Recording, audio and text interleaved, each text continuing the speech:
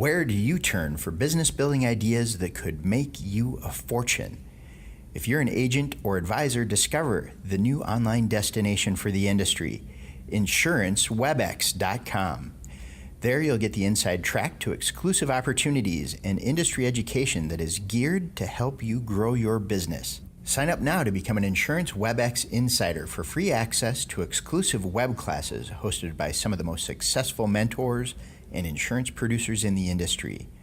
Get exclusive free trials and discounts from companies offering consumer leads and prospecting programs.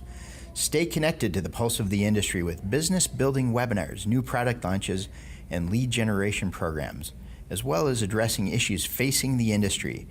Visit www.insurancewebex.com. That's www.insurancewebex.com.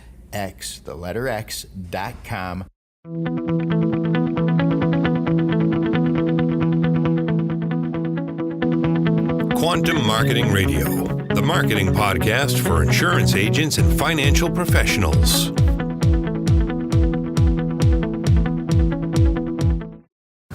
And welcome back to another episode of Quantum Marketing Radio. I'm your host, Louis Hillman, alongside the Leverage Marketing Guy, Jeff Thompson here. Hey, and we are picking up the conversation with Kevin Hogan, international best-selling author, probably best known for his top-selling book, The Psychology of Persuasion. When was that published, by the way? Psychology of Persuasion just turned 20 years old. 20 years old. Yeah, so next year I can take it to Vegas.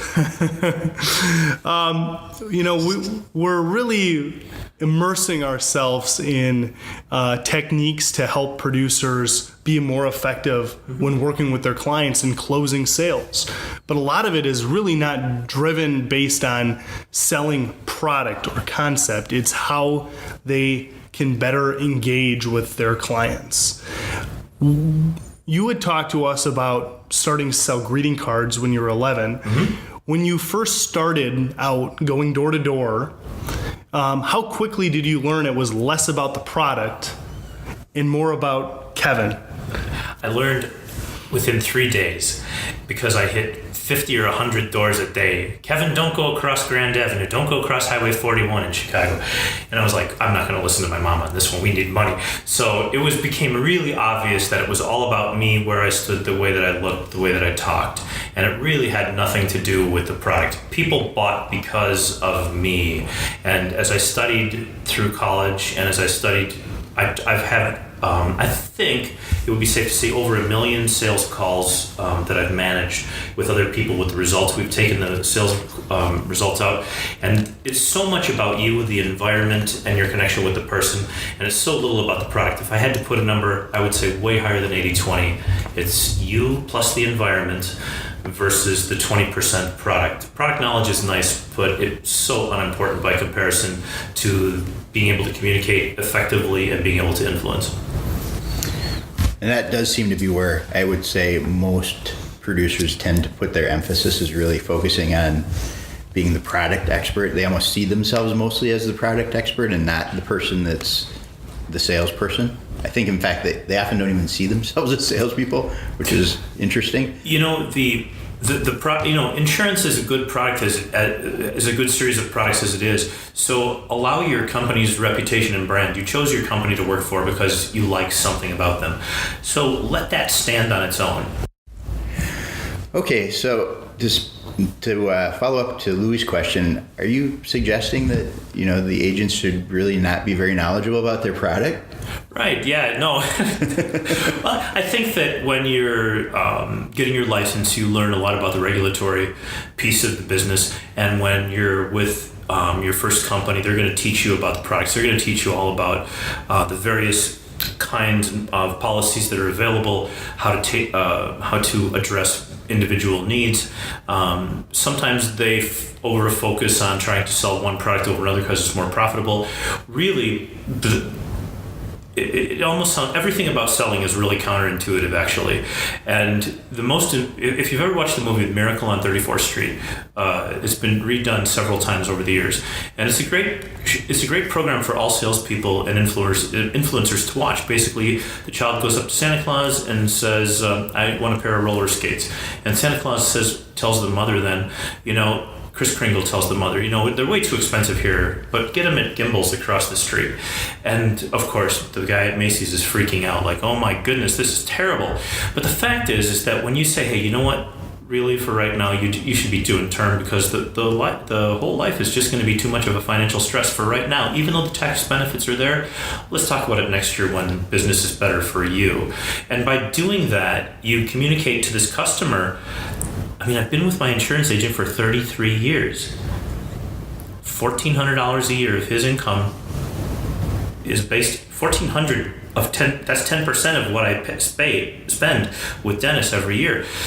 That's because he wouldn't let me buy certain things originally, and I trusted him immediately at age 16. So no, you want to know your product, you just don't need to teach me everything about it. Okay. So, and the idea there is recommending something that's really appropriate and not trying to push them to something that is a bigger bite than they can chew, or a product that maybe isn't the perfect fit for right now, to help establish that trust. Yeah, absolutely, for sure. Because if it was your mom, just think of this, if it was your mom or your daughter and an agent came and talked to them, what would you recommend your mom do? And that's ultimately, or your daughter, what would you recommend? And that's what you should be recommending to your client. And if it's more expensive or less expensive than the average, whatever would have happened, well, that's fine. Do that. And if you sort of look at the family test in selling, every single time you're talking to somebody who's actually going to like you forever. In fact, they might even become irritated with you because they see you every single year and ask questions all the time, right? So allow that person to develop a relationship with you. You're on day one. That's kind of how you get them to the 33-year customer at some point, is get that trust up front. And yeah, if Dennis has earned $50,000, boy, that means I spent $500,000 in insurance. Oh my gosh, guys, I'm just having a moment.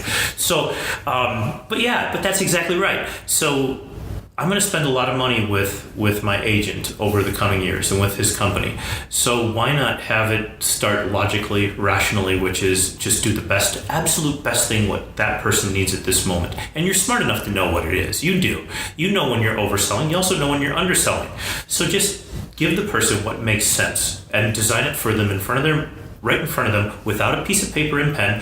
Just sit and talk about it and say, you know what, whole life, you're 38 years old. You got 25 years until you retire. This is a pretty cool idea. We could put in, $50 a month or $100 a month for the next 28 years. You're going to be able to pull out 100 times 12 times 30. That's a lot of money. That's $400,000. Plus whatever interest accrues on top of that, you're going to be doing fine. Tax-free. I love the tax-free part.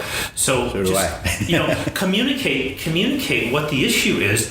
If I can afford whole life, it means I make enough money to understand what tax-free means. And if I don't understand what tax-free means, it means I don't make any money. Right. So let me buy a term policy, please. Right. Okay? Makes more sense. Yeah. So product knowledge, obviously, super important, but not for the customer. He just has to know what's best for him and the family, that situation, and the son that's sitting next to him over here that you've politely brought into the conversation instead of shooing away. So in our prior episode, episode 6, I believe, you mentioned some stuff about authenticity. This kind of ties in, it sounds like, with that a little bit. But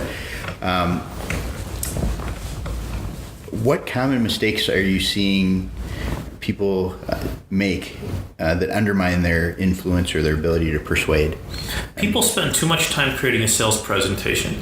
It's nice to have a basic structure. Basically, once you've communicated and learned about what this person is okay to open up with you about, and you've talked about things that matter to them in life in general, find out what they're actually protecting, what matters in life. That's why it's nice to have the little child at the dining room table with you.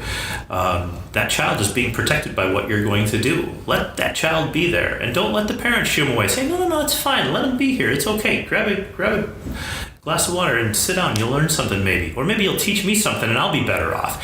And people need to see that you're real. And this goes even beyond authenticity. This is like, I'm just a real person, just like I was coming to watch the Super Bowl at your house and we're going to hang out, And it's sort of like, if you look at everything like this, the 7-year-old is about 3 feet tall, okay? And if you get on your hands and knees and sit and talk to the child, you're on his or her level. And that's what you should do. And if you do that, it means you're aware enough of what it takes to be a great communicator, a great influencer. But if the child is standing up next to you and you stand up next to the child, you're 6 feet tall, the child's 3 feet tall, the child's having a conversation with your thigh, okay? And that means you don't understand influence and communication. So I want you to look at everybody as a child. Where are they at? One of the things we learned in research is that, and I'm sitting across from Jeff here. He's sitting in my home, and right now our eye contact is about on the exact same level.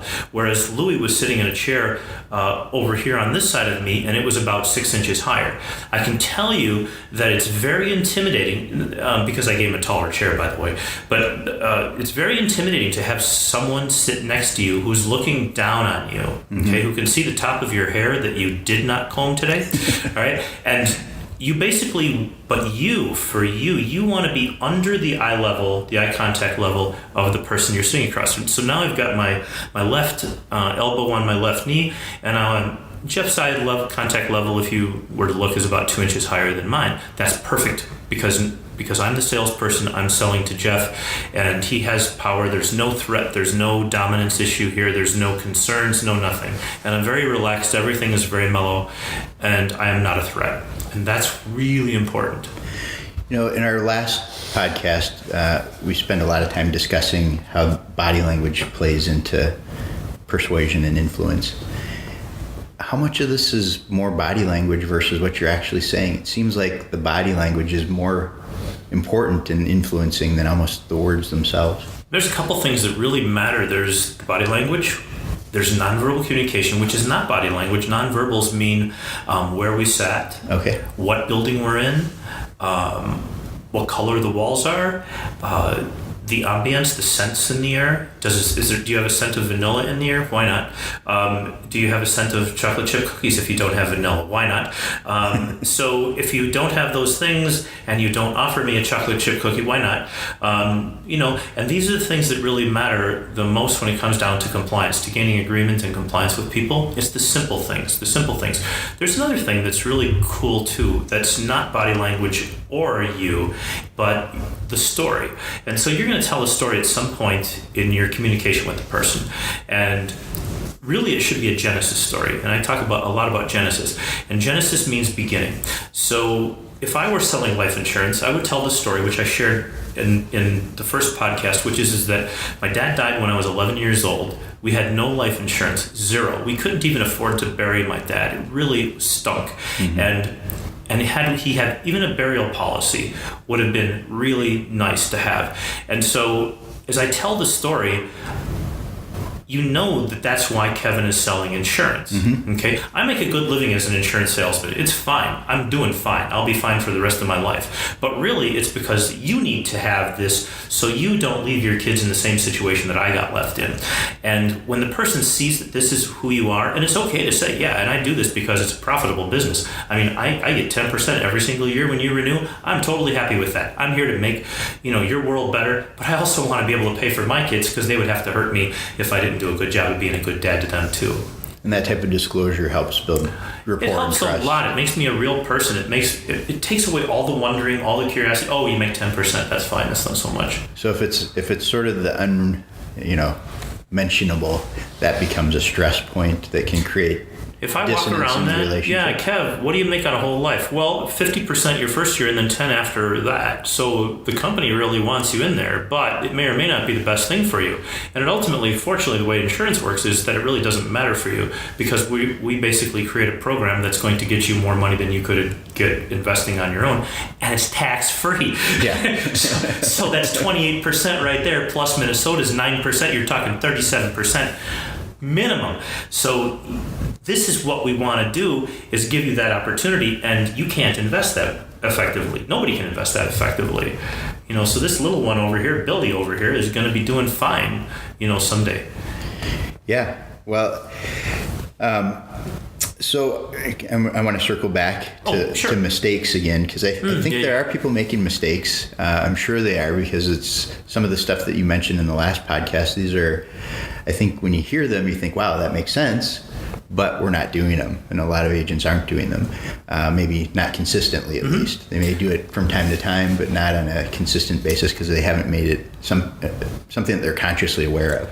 I think that you're going to be really tempted, guys, to use your PowerPoint on your notebook computer. And I can't imagine. I had a gentleman that I'm coaching right now. I charge $12,000 a year to coach. We talk once a month on the telephone, meet 4 times a year in Las Vegas. And so it's a fairly expensive phone call. And I usually tell people bad news, that everything that they've been doing is the reason that they're talking to me. Okay? And what they do is they create PowerPoint presentations to show on their notebook. Seen a lot of those. And I've never seen a notebook computer that can sell. Yeah. Notebook computers sometimes don't even turn on. So there's no reason. I'm searching right now in my mind. There must be some reason somewhere that I would need to turn my computer on. You might as well have it with you. But I can't think of anything offhand. So the first mistake, I think, is that you turned your computer on and you took the person's eyes off of you. You need the person to like you, to believe you, to trust you, to know that you're credible. If you have to rely on a computer to show somebody, they could have got that online. Mm-hmm. They don't need you here in front of them. What they need to know is that they're safe and that they're comfortable. There's a reason to trust you and your company that you represent. But if they trust you, they will trust the company. And so the biggest mistake we make is to rely on sales tools or unselling tools like PowerPoints, for example. So I'm not going to tell you to get rid of it. You'll probably use it someday next year. I can't think of when, but it's possible. But so feel free to keep your little teeny notebook with you or your iPad, but please don't pull it out unless it's absolutely necessary. Like, is it absolutely necessary for a signature? Sure. Or for something like that. But really, you already know everything. And the person is going to trust you. You know, they're going to believe in you. So don't be foolish enough to believe they're going to believe your PowerPoint, because I'm not believing your PowerPoint. I want to hear you talk. Tell me, if you really think there's 3 choices and I have one of them, that's fine. So give them to me. Say, Kev, we can put you up. Here's how I would do it. If I'm selling somebody who makes $75,000 a year, they're 27 years old, I say, look, we can put you in a universal lifetime policy. This is really cool, and it's something you should consider, and everybody should, because it really is a pretty amazing product. And it's because you're going to be able to put money in, extra money gets set aside in sort of a savings account kind of a thing. Technically, this is not correct, but you can look all that up online. You can Google it and find out. Right. Okay. All right. So, but it pays pretty good interest, remarkably so. I mean, it's just really pretty amazing. So that's option 1. And then there's option 2, which is a 10-year level premium life. That just means you're going to spend, and I'm ballparking it based on your health, but you're 28, you're going to spend $250 a year for $250,000. Basically, that's just calculated based on your how long you're going to live and what your health is. But the thing is about the 20-year level premium is that it's really not what people should be doing, because you really want to keep your premiums level for as long as you can, because when you hit 50 and 60, that's when those guys get their money. So if you're my mom, I'm going to say, Mom, here's the deal. I want you to pay a little bit more every single month, so you don't have to pay a fortune when you hit 55 years old, and so you're not terrified when you see your life insurance bill every year. I want you to spend this amount of money. It might be $400 a year for a 20-year level premium, for example. So that's what I would rather have you do. You can do anything you want. This is your money. It's your future. It's your child. Billy's over here. Whatever you want to do for him, but protect him for the rest of your life. That's what I would do. That's what I would tell my mom. And leave the PowerPoint at home. I didn't need, did I? Did No. I not get, I was pretty close, maybe? Yeah, no, that was fine. Pretty darn good for a guy that doesn't work in our business. Right. So. Well, in our last episode, you started to get into the environment and how important that is in actually persuading or influencing someone, and mentioned that a restaurant was better than the office, better than the client's home. How does somebody pick a restaurant to go to, and maybe where to sit, and how did they use that environment effectively? One of the things that you were mentioning, Jeff, earlier was that people are worried about their agents are often concerned about their status. Status. Right. Gosh, I don't have a multi-billion-dollar office, as if it would be relevant to the policy in any way. All these things don't matter, guys. So don't worry if you have a fancy office, because you don't need one. I've never used an office in my life. I find them really daunting and embarrassing, and why would you ever need to go to an office? So you want to meet the person in their home. If you can't meet them at home, the best choice is the restaurant. So now what kind of restaurants do you take them to? Do you take them to McDonald's? Do you take them to, where do you go? So you want to pick something that shows that you have an elegant side to you. Don't be pretentious and don't say, yes, these are the most expensive steaks you'll ever have in your life, Mr. Johnson. That's not the deal. Just starts to break rapport right away. Right? You just walk in the door, say, have you ever been here? Ciao Bella. No? Yeah, well, it's pretty cool. It's nice. I mean, the service is real pleasant here. It's a nice atmosphere. Now, I'm going to tell you a secret, guys.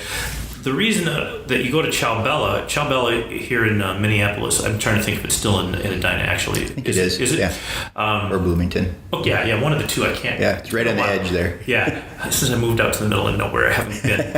But anyway, so you want a restaurant that has a very dimly lit interior. And this, again, is counterintuitive. Why? Because if I brought out my PowerPoint, or if I brought out pieces of paper for them to look at, they'd have a hard time seeing it. And plus, people are drinking alcohol and they're having, loud conversations at lunch and all this kind of stuff, which is actually perfect for what you want. You want the dimly lit, because as you and I sit across from each other, you're the insurance agent, and I look at you, I'm going to look at your eyes sometimes. Now, you have brown eyes and I have green eyes, but if you had blue eyes, it would be very easy to look at your pupils and just say, oh, his pupils are not dilated. So I'm going to see myself as not having liked you. It's just that simple. But if your pupils are large and dilated, if you think, guys, think like this. If you've ever had a baby in your arms and you look down at that baby, the baby has these monstrous black circles, orbs in their little blue eyes. I mean, everybody can remember this, right? Yeah. And so let's go here for a second, because this matters. This is restaurant 101 for selling. That little baby is not afraid of anything. Nothing. Has no fear of falling in loud sounds, and that's about it. Nothing else. So basically, when the baby looks around, the eyes are capturing everything, and the pupils are fully dilated, and they're just loving everything they see. They love everything. As they go through life, they get bad experiences, and so they move back from those bad experiences. They squint their eyes, and they get nervous, and that literally causes changes. And so as people get older, you don't see as many people with those big black saucers in their eyes, which we saw in the baby. And what happens is we literally condition safety out of humans, out of people, as they age. So you go to Ciao Bella, for example, which has the darkened environment, and people's eyes automatically dilate to their maximum in a dark environment. Okay? Now, this is not jet black. You can have a conversation, but it's not like today we're having a conversation in ambient lighting, with ambient lighting, outside lighting. And this would not be ideal for making a sales. Too much light? Too much light. I would not trust the person I'm talking to, and I would just say no before I get going. So, and even though that's not how it comes out verbally, that's what the person feels inside. They don't even know why they feel it. So is the lighting, is that just because it feels more comfortable and cozy? I mean, is that the idea? This is just the math of how eyes work. As you get into a darker environment, the saucers in the eyes, they get bigger, and the larger those saucers get, the person likes you and trusts you more as they see that. So is it then just because your eye, it creates a brain chemistry or a linkage that is familiar from a different point in life? Yep. You're back to the same safety level that you felt when you were a child. Okay. A young child. And that's really cool. You can't buy that somewhere. It's like, you're at the restaurant, it's dark, it's already accomplished the first goal, which is this, people look at each other's eyes just because I'm forced to look at your eyes in the conversation. So all of a sudden I see, and I'm comfortable. That's a really nice place to start. Next thing about a restaurant that's really important is you want to be there always, 100% of the time, 10 minutes early. You want to grab, you tell your waiter or your waitress, and you should always go to the same restaurant every single time unless you know the person has an aversion to that kind of food. Otherwise, I'm going to Ciao Bella, for example, every single time. So I'm going to sit at the very furthest seat in the back, facing the front of the building. Now, this accomplishes some pretty important things. First of all, I made sure that this furthest seat back is not on the side where they take all the dishes and the plates, because when things drop and fall, I don't want to hear any of it. I don't want my client to hear any of it. Those kind of interruptions we can't tolerate. But if I'm all the way at the back of the room and I take the seat up against the wall at the very back of the restaurant, that means the person that's sitting in front of me has to look at me, and what else do they see? Nothing. The only thing they see... No distractions. The only thing they see is Kevin Hogan and the food that's in front of them and the wine that's in their glass. That's all they see. There's no distractions. The only thing that comes is my waiter. You sort of created, for those who are familiar with internet marketing, a squeeze page in the restaurant where there's really precisely not much no to escape do. route. Right. There's no escape route. And the great thing is this becomes your restaurant then too. So when the person says, Kev, where's the restroom at? You say, oh, around the corner, right-hand side, and the men's room is on the left. Well, you know the restaurant. That must mean that this is your place and that you're comfortable here. You always address your waiter by his first name. Say, hey, Richard, do you want to do me a favor and grab me another water here? My friend is out. Those kind of things. And so you know the waiters. They know you. They know your name because you introduced yourself when you walked in the door. So this is a huge, it's huge for the relationship, and it's huge tactical. We're doing it on purpose. This is intentional. We're doing this. So you're there early, you select the seat facing you see every single thing that happens in the restaurant. They see nothing. They have no clue. If something drops, it's on the other side. They didn't barely even hear it. It feels like a private setting, basically. Exactly. Yeah. And it's the great thing about it, it's restaurant, it's lunch, the ambient noise is loud so people can talk about personal things. They can talk about how many kids they have and how old they are and whether they smoke or not and all of the medical things that would be relevant. Whereas if you caught them there at 3 p.m. or in your office at 3 p.m., I want to be in your office talking about all these things at your office. Right. I don't want to talk about this stuff at your office. Right. I want there to be lots of noise when I tell you how old I am and if I smoke and what my health habits are and whether I've got diabetes. I mean, no, don't take me somewhere I'm going to be embarrassed. We know it's not going to get picked up because it's the white noise of the Correct. environment. Nobody's going to hear this at all. And so you basically have essentially the perfect setting. And the only reason this is better than the person's house is that you do have one advantage at a restaurant you don't have at somebody else's house. At somebody else's house, the home is theirs and you are the intruder. But here you're both intruders. Okay, so it puts you on a very equal ground. But all things being equal, you would rather be at the restaurant. Second choice would be their home. Third choice would be your office. There's nothing at your office that can help you make a sale. Nothing. It only stuff can hurt. Okay, so I know there's reasons that you think to bring them there. Oh, Kevin, this is going to be my nice office. He'll sell them. It's not going to sell them anything, I promise you. Nothing is going to sell because your office is beautifully decorated. It doesn't matter. It's not important. What's going to matter is if they like you, they trust you, they believe in you. And then whatever company you work for, whether it's Northwest Mutual or, Transamerica, whatever your company is, it actually... Don't tell your sales managers this doesn't matter either because they're buying you and they're not buying your brand. They don't care what company you represent. It's not important to them. Prudential, they don't care.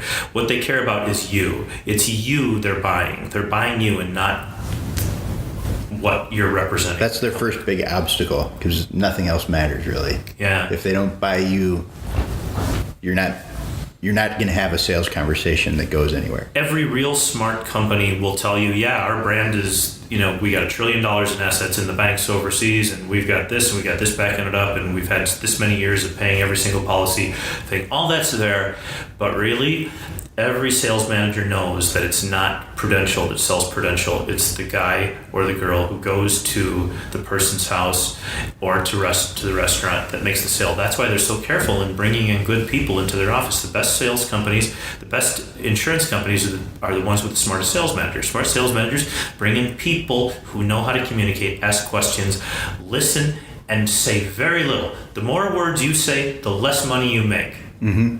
The more you say, the less you make. The more questions you ask, the more you make. So the more you're pitching, the less you're making. I promise. Because it just doesn't really connect. I have sold too. I haven't sold insurance, but I've sold pretty much everything else. And when you ask questions and you just take 3 or 4 or 5 or 6 minutes at the very end and say, hold it, before we go today, we actually have to make sure you go home with a life insurance policy or at least an application for you one. Let me ask you 3 or 4 real quick questions. First of all, what's the financial situation at home? Are you guys doing fine or is it not as fine? Because then I can tell you what you should do based upon that. And they'll put me down one avenue. They tell you that. Say, okay, cool. So health issues. Any major health issues, diabetes, smoking, cancers, anything like that that's going to come up, because obviously this is for life and they're going to want to make sure that you live. And I don't want to tease you into something if it's not going to work. And they say, oh yeah, I got diabetes and I got this and that. Say, okay, well, that's going to raise your rate. Obviously, you know that. I don't have to tell you that. You just know that. Right. So, but however, you could quit smoking, just so you know. And I would be happy to help you do that. But if you can't, then we're going to have you pay 25% more. Hint, hint. So stop smoking now before the guy gets out there. And then, so I ask you 2 more questions, right? And I find out just a little bit of technical information. Okay, so here's what I think is going to happen. I could actually pull out the computer right now and I can print this all out for you. I don't want to do that. I'll be happy to. But what I'd rather do is just tell you what I think it'll be approximately. I think because you smoke, it's going to be about $360 a year. You're 30 years old. You're going to have a 10-year level premium. You're looking at $360 a year. You quit smoking, it's going to be about $250. If it's worth $110 a year to you to quit smoking, you should really quit smoking. Other than that, your health seems fine. I think everything will get approved. I don't see a problem. I can email you the official document. You can print it out, and I can stop by the house on Tuesday, and I'll be happy to pick it up. And yeah, I do stop by the house. I don't stay though. I just come to the door, grab the document, and get the heck out of there. Okay, Not just so moving you in. know. All right, no, I'm not coming. Literally, that's what I do. So, and then if there's any questions that you have, which you really shouldn't, because all that should happen is that you live and I don't have to write a check. That's all we're looking for. Okay, is that you let. But if you have questions, I'm happy to answer them for you. Okay. So I'm going to maybe take you somewhere that I think your information is really applicable, and it's before the sale.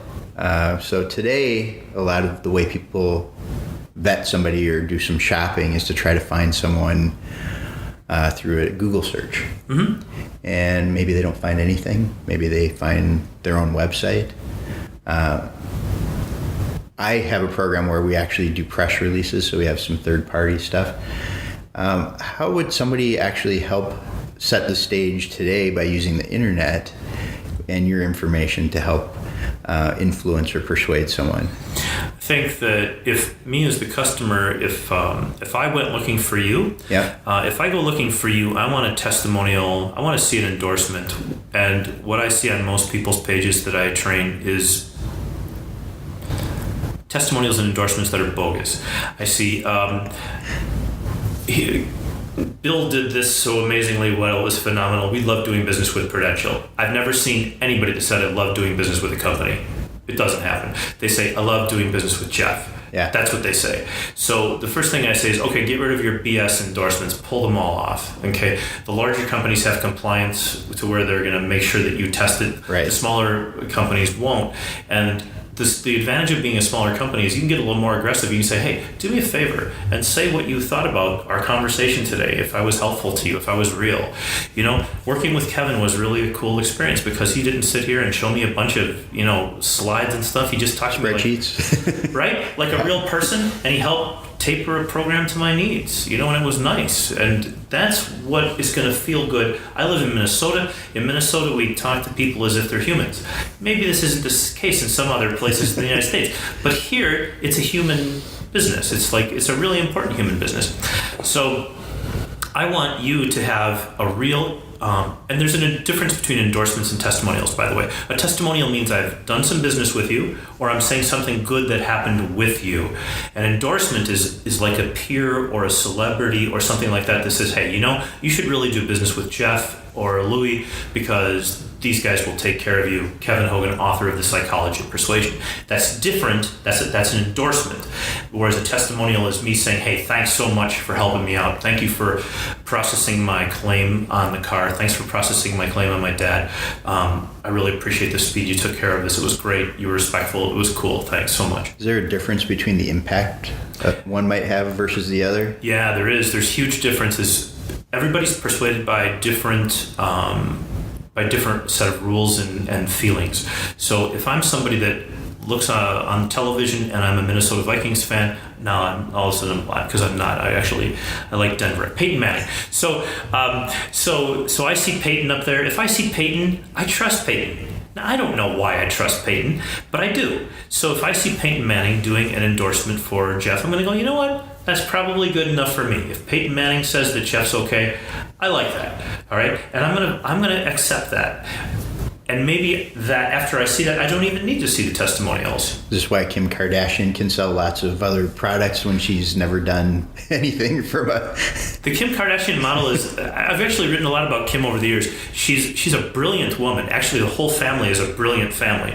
I think, and I could be wrong on this, but I believe their net worth is about $100 million. Now, I know our audio man over here was skeptical of this at the beginning, but I will offer this to you guys. Just imagine that you have absolutely nothing to sell but air. Okay, just air. That's all you have to sell. You don't have a product, you don't have insurance. You're worth $100 million having sold air, and people were happy to give you the money. That should tell you that it's not about the product, it's about the person. Right. They really like this family. Now, you might hate the family, and most of the people might hate the family, but the fact is that they do a really good job, and there's a lot to learn by watching what they do and how they market, because they're incredibly effective at it. Most of it, by the way, does not match with compliance rules in insurance companies. But yeah, we've got a few rules in our business. You do, and you have to follow them. But you can still learn from how they use social media and connect with people, and you still have the right as a human being in America, fortunately, to comment on important things that matter and let people come to you and say, oh, so you do insurance? Yeah, cool. Hey, you know what? Talk to me about that sometime. Well, I didn't mean to sidetrack too much with the whole internet angle, but I think it seems like that is a really important area, because everybody should have a website. Every individual, for sure. You need yourname.com, and if you can't get yourname.com, you should get yournameonline.com. And if you can't get that site, Jeff Thompson Insurance online.com. Get something in there where they can Google your name and it'll come up. And all you really need is a 4-page or a 6-page WordPress site, or is it Squarespace? I think it is. One of the easy to use setup. Something easy, something that you can do in 2 days, and get somebody who knows what they're doing to do your photo, so I don't yell at you when you become my client. And just make sure that it just looks pleasant, when they arrive. And it should be friendly. It should be engaging. They came to check you out, right? They came to check you out to see if you're for real.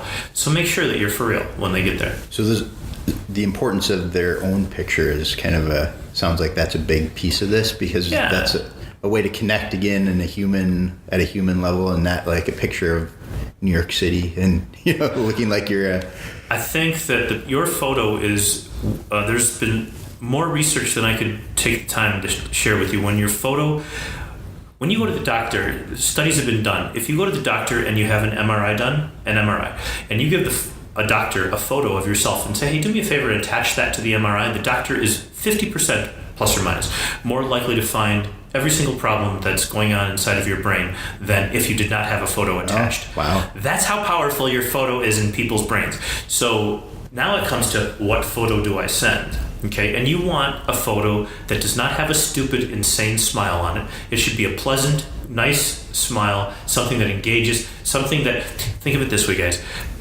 Remember when you were in 4th grade and you got your family, the pictures that you brought home to the family, you got your pictures done? Mom, today was picture day at school. Mm-hmm. Yep. And you had this massive grin on your face that only a child can do, right, or a salesman. Okay, so you sit there and you look horrible. It's the most horrible photo you've ever seen in the world because it's so fake. The forced fake smile, yeah. This is something insurance agents excel at better than anybody but 4th graders. So guys, just have a woman who understands something about just what looks nice on men as far as a smile, just a nice smile, and just do what she says. Just do what she says. And women, ask women, because we don't know anything, okay? So you find out and go with her, and then you have We use a green room downstairs for all of our photography. My son, when we were going for a new website photo, he took 440 something pictures of me. We were able to get 5 out of there, which were borderline useful. That's how hard it is to get a picture of me. Hopefully you're better looking. Hopefully you look better in public. But man, I'm telling you, it's hard to find a great photo that puts out there the image that you really want to put out there. And you want that image that shows that you're real, you're different from everybody else, you're not trying to put the plastic smile, and I don't want to knock any industry, but there's certain industries like insurance where the plastic smile is used too much. Get rid of it. It's like the guy in Groundhog Day. Yes, yes, exactly. Oh, that's perfect. So just a pleasant smile, just something very nice. On your website, it should be there. Small, by the way, guys. Same thing is true on your stationery. We know it's better if it's on the upper left-hand corner. A black and white photo, actually, or an etching almost can work really well. Your business card should be really classy, hard stock. If you're going to have a business card, make sure it's super hard stock. It should make a click sound against the table like that when you take your business card and you push it down. Otherwise, just don't give it to anybody. But get a real nice card. And your photo should be on your card, small upper left-hand corner, nice photo. And your website should not have anything too glitzy on it. Your goal is not to impress the technological skills that you have, but to connect with a person, at a trust level, a level of trust. And if you can do that, you win. Well, we've covered a lot of ground in the last episode and this episode. I kind of want to leave it open to you to, let these guys know what you think is important. I know we've covered some mistakes that people make in influence and persuasion. It seems like a lot of this is very subtle distinctions that have a huge impact, which is really interesting because you can just do little things that could dramatically improve their results. And they're not hard to make. Everything here is fairly simple. Yeah. So we've talked about some of the things that they're doing wrong. We've talked about things that they should do to help. What else would you want to tell somebody that is important? I know you have a lot of different areas that you touch on with your research and in your business. What haven't we covered that's important? There's a bucket of techniques a mile long. One of my favorite tools is, I wrote about this for the Harvard Business Review, maybe it was a year ago or a little less than a year ago, and they asked me to do an article on Postit Notes. And Postit Notes are amazing little tools because my counter is filled with Postit Notes and I hate them. And the reason I hate them is because they make the counter, this beautiful granite counter, look horrible, which means that I have to get those Postit Notes taken care of to get rid of them off of the counter. Wow. Yeah. So Randy Garner down at the University of Huntsville did an amazing study, and he found that when you attach a Post-it note with your client's initials, so for you it would be JT, for me KH, right? And so if you're writing to me to say, hey KH, got your policy in today, stopping over Tuesday 3 p.m., text me, let me know it's okay. And then you put just sign Jeff or JT down there. And those are the kind of messages that increase the speed of how fast people get back to us. If you put the Post-it note on a piece of paper, if there's an application, you say, hey, fill this out, I'll be by Tuesday to pick it up, or you can put it overnight to me in the mail tomorrow. Okay. And by the way, do talk that way to people. Let them know that it's okay. You have to know it's okay to ask for stuff to be overnighted. It's okay to stop by and pick up stuff. This isn't work. Don't say something like, oh, by the way, is it okay if I stop by and pick it up? No, that's the answer. No. Say, I'll be by just for 12 seconds to pick it up. I'm just coming to the door, knocking on the door, grabbing the thing, and I'm getting out of here, and I'm going to go put it into the system. You're basically commanding them to do something of the sort. Exactly. Now, I've read about the Milgram experiments. Yes. Is that kind of play into that? Yeah, absolutely. There's two things that play here, and I want to go back to the Post-it note while we're talking about this. Sure. The Post-it note, if you put it on anything like an application, if you ask people to fill it in, they fill it in with more detail, which is really important to your underwriters, and they also fill it in and get it done faster. It's back to you a day and a half faster on average, which is pretty cool. And we know that people actually get stuff in the mail if you put a Post-it note that says, hey, drop this in the mail tomorrow, and I will let you know the second it arrives here. Well, on our end of the business, the processing side, after somebody gets an application, there's often stuff missing, and there's a whole host of problems usually that they didn't get from the client. And oftentimes the client is the delay, because they don't want to get the information to you quickly. So this is a huge little tip that could dramatically improve the turnaround rate on their cases. You guys Google Harvard Business Review Kevin Hogan, and the whole article is there. But the coolest thing is that for me and for your business is that when you're filling out information about yourself, you can get 150% more information. So in other words, if they just answered the questions the first time around, if you put the Post-it note that says, hey, do me a favor and be really complete on this, KH, 150% more information. So all what they had, wow, plus that much, plus 50% more, just for having the Post-it note. Amazing. So pretty cool stuff. So that would be, out of everything that I've seen, and I see cool stuff every single day out there, it's just amazing. If you can show that if the person if it's obvious, for example, you use the restroom at a lunch, for example, if it's clear that you have washed your hands, you are seen as more moral and as having better ethics. Little things like this that nobody think about are really huge. Monsters. If you pick up the wine glass just 2 seconds after the other person does instead of doing it first, they're more likely to say yes to you. Little tiny things like that are the things that, well, that's what I get paid to study, and that's why I do what I do. And I find it fascinating, and there's Psychology of Persuasion, good book. Science of Influence, those are both real good books. Invisible Influence is the newest. It's a I'll good have to book. pick that one up. Yeah, it's pretty good. And they wanted me to do a more of a techniques book this time. And my hero, Robert Cialdini, when I was in college, he was a big influence on my world. And so he had a book that he just put out with 50 techniques in it, and so I put 51 in mine. Because you always want to be a little better than your Do you have more than 6 weapons of influence? Oh my goodness, this is where I beat my mentor by a long time. But yes, absolutely, yeah. And it's my niche versus your niche, right? It's like I can't beat him in his niche, but I can beat him in my niche. And that's how I want you guys all to think out there. Is like, sure, you have somebody who's the biggest producer in the country, but that's the and this, by the way, one final idea. Somebody who was going into practice as a therapist said to me one time, Kev, I'm brand new in the field. I just got out of school. What do I do? Because I'm competing with guys with 30 years of experience. And I said, just ask your customer, your client, your patient. Do you want to deal with somebody who hasn't been educated in 30 years, or do you want somebody who has the most cutting edge information about surgery? Yeah. It's your choice. Sign me up for the guy that hasn't been to school for 30 years. Boy, that would be a little disconcerting. So something to think about. So those are some ideas that people can use every single day. Great. Well, I think time-wise, we're closing in on the end of our second episode here with you. It's been fascinating information, and I did want to get you to go back to Milgram real quick because you were going to say something about that. And I know it was Stanley Milgram was seen as an authority figure because he was a Yale professor years ago, back in the 70s, and Milgram wanted to know why. How did the Nazis get people to do all those crazy things that they did? Yeah. And what he found out is that it wasn't just Nazis that would kill people. It was everybody. And his book, Obedience to Authority, is a read that will startle you for the rest of your life. But basically it worked like this. His research over several years showed that when a subject believed that an old man was hooked up to 2 electric wires that could have the power to kill him, and the professor at Yale would say, okay, he missed that one, go ahead and give him a shock. We're teaching using negative reinforcement. We're teaching spelling, right? 15 volts, 30 volts, 45 volts, 60 volts, 75, 90, all the way up to 300, where it says danger, death, imminent.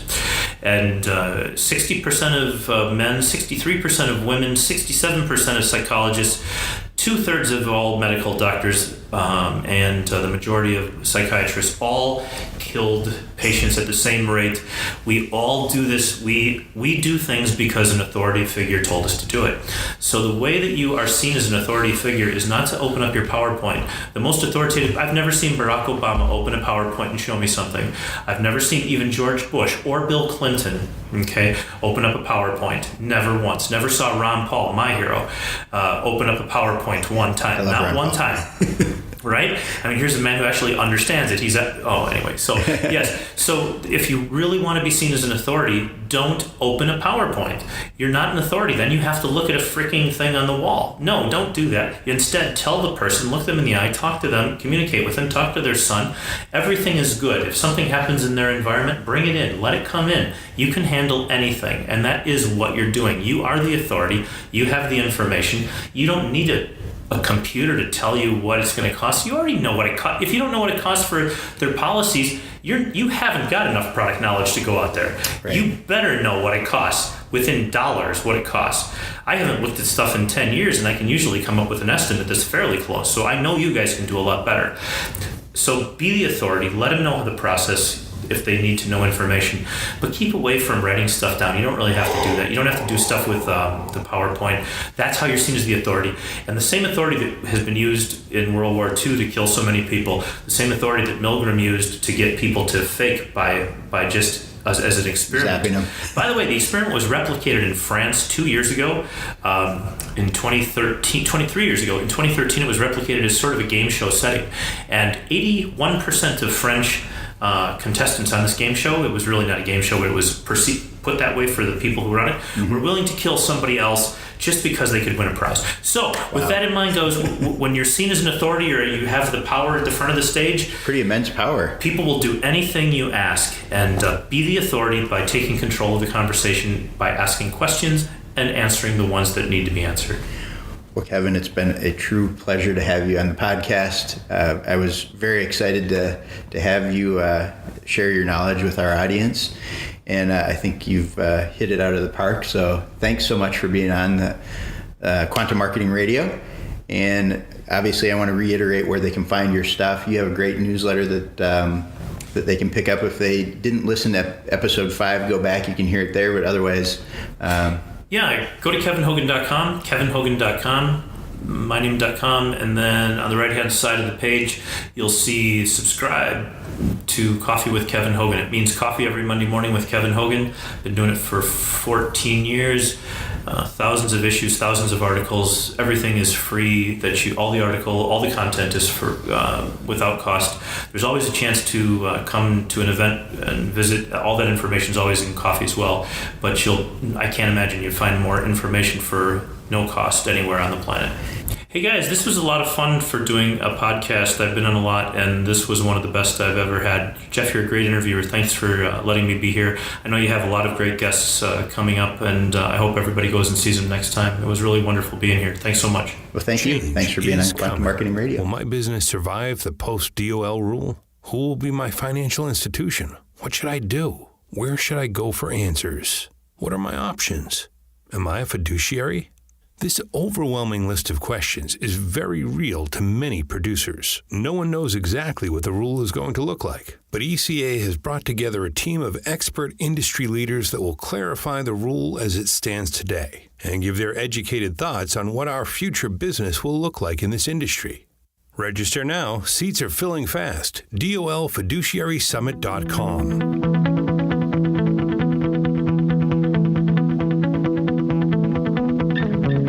Thank you for downloading our podcast. Find out more about the Quantum Marketing System at quantummarketingsystem.com.